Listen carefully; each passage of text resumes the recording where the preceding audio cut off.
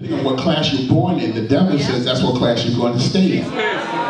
But you must understand that now that you've been part of the kingdom of God, you are no longer relegated to just one class, but you're part of God's class. And when you're part of God's class, you're no longer subject to the isms that this world will give you. So you're not subject to racism and classism and ageism and sexism, because you're now part of the kingdom of God, which means that you have the right to open up your mouth and undo any ism that the enemy is bringing against you. But I know we're mad at the racist, but if the racist is winning, there's something wrong with you and your kingdom authority.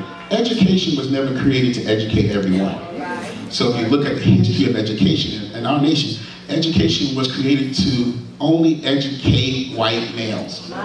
So, if you take a system that was only created to educate white males and you put people of color in that system, of course the system doesn't work for them. Right. Come on now. And when the system doesn't work for people that it wasn't created for, then it creates a clash, it creates friction, and it creates something that we call school to prison pipeline. So more of our people of color are going into prison, into universities.